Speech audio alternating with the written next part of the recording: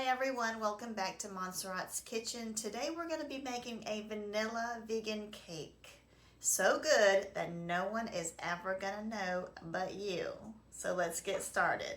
I have already spooned in uh, 2 cups of flour, and I have another 1.5 cups here. And what I wanted to show you guys is that you're going to be spooning. If you're using a measuring cup, a normal regular measuring cup, you're going to be spooning your flour in. You're not going to be, and then you could just do this just to, whenever you get it spooned in, to see about where you're at, and if you're about right, then you're good. But we're not trying to measure flour like it's liquid. All right, so we have that in there. We have 1.5 cups of sugar. And I am going to go ahead and pour my sugar in. This cake recipe is very simple and very good. This cake recipe that I'm giving you, you can use any pan. You can make cupcakes. That's 1.5 cups of sugar, and I have some baking powder, baking soda, and salt here in this glass. Now, the recipe is going to be on the bottom with all of your measurements. So, and then we're going to whisk these together.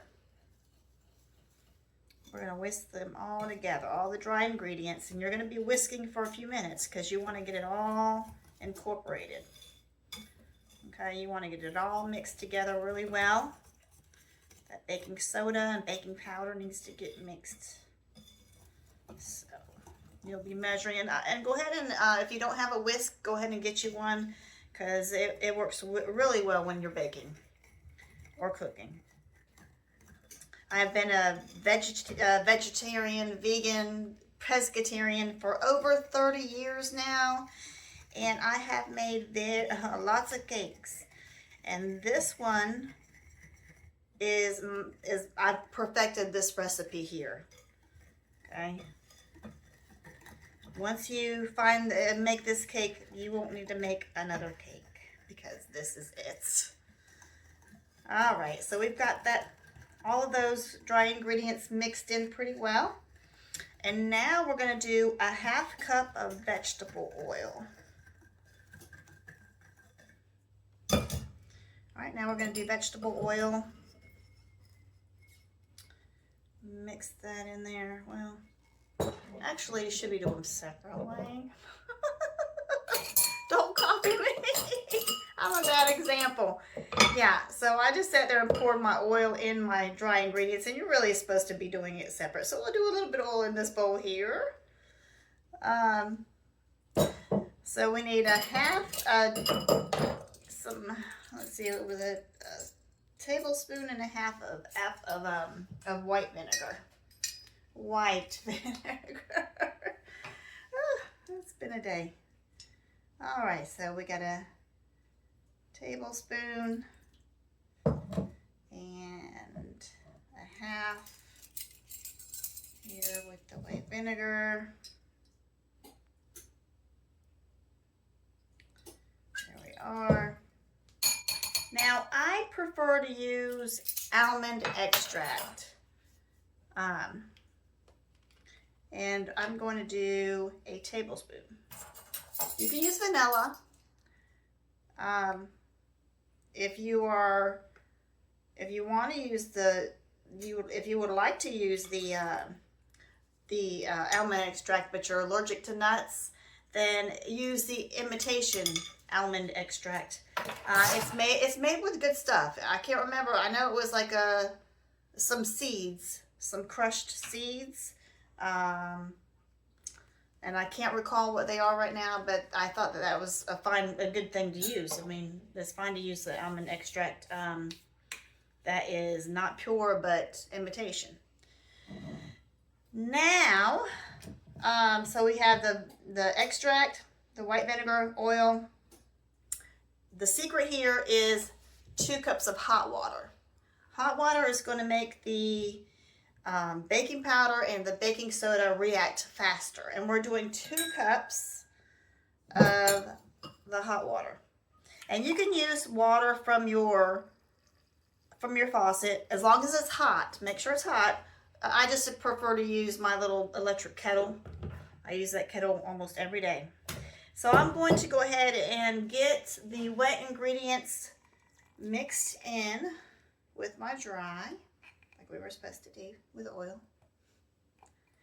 And then we're going to put the 2 cups of hot water right on over that. And we're going to mix. And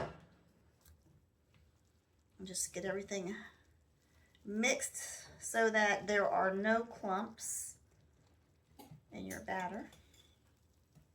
I have my oven set at 350 and it's going to bake for about 30 minutes. After 30 minutes, go ahead and check your cake with a toothpick or a knife. And if they come out clean, then you know that your cake is ready. And if not, then just leave it in there for a couple more minutes. Now, this recipe here calls for 3/4 of baking soda. And I realize that some measuring spoons don't have a 3/4. So what you're going to do to make 3/4 is you're going to use your 1/2 teaspoon and your 1/4 teaspoon, and that is going to make your 3/4 teaspoon that you need for this recipe. So we're just mixing to get it nice and smooth consistency. I started off as a vegan, and I didn't eat eggs, of course. And then I went on to start eating some cheese, and now I am eating some fish. But I still do not eat eggs. And it's a wonderful thing when you can have something as delightful as a piece of cake, and you know that there is no eggs in it. And I love to have mine with my coffee or my tea. I share my cake, of course. You can make cupcakes with this cake mix. You can put this mix in any pan. I'm using 2 9-inch nonstick pans. And that is it. It is so easy. And like I said, you're using basically what you already have at home. And it comes out fluffy and big, just like a normal regular cake. And I am just so happy with it. Now, when you're pouring your cake, if you do not get it quite even, that's fine, because no one's going to ever know that your cake is not even when you get it put together and frosted. Now, this cake is so good that sometimes I do not even put frosting on it. I sprinkle a generous amount of cinnamon on it. And I love to eat it like that. So we're just going to get it all scraped out of the bowl and into our baking dishes. Now, I want you to invest in some cooling racks like this. And these right here, whenever this cake comes out of and I always do this with the cake to kind of like get it all evened out in my pan. I just shake it a little bit. When you get this cake out of the oven, you're going to place it on your cooling rack, the whole pan, the whole 2 pans. And let it sit on your cooling rack for about 5 minutes and let them cool in the pan. And then after that, I like to take my spatula and go around my cake just to make sure that there are nothing sticking to the sides. And then you're going to dump it over onto your rack, out of the pan and onto your rack. And you can do like this. And once you get it out, it's going to be upside down. And to get it back, you could just do this and then put it back on. and let it cool until it's ready to frost. Very simple, very easy. Let me know down below if you guys just put cinnamon on it or some frosting. And I have found a wonderful frosting, and I am going to show it to you guys. Now, I don't have anything to do with this company at all, but if you read the ingredients on the back of these frostings that are sitting at your local grocery store shelf, you will not want to eat it. This has natural, it's got 100% better ingredients than those do at the store. Powdered sugar, palm fruit oil, coconut oil, cornstarch, and sea salt, and natural vanilla flavor. Go look at those ones that on your local grocery shelf, and it does not have it like that. Anyway, Miss Jones is the only frosting that I will use. And another item I will only use is, well, there may be, I'm sure there's a couple of other ones that are good too, but the unbleached King Arthur. That's it. No other, don't get bleached flour. Unbleached. But yeah, this is so good. And it's not that sugary. And we are back. I got the cakes out of the oven. They are cooling on the cooling racks. And we will let them do this for about 5 minutes. And then we will flip them over and release them out of their pans and let them finish cooling on the cooling racks until they're ready to be frosted. Don't forget to set your timers on these cake whenever you're ready to put the cake in the oven. Don't forget to set your timer for 30 minutes.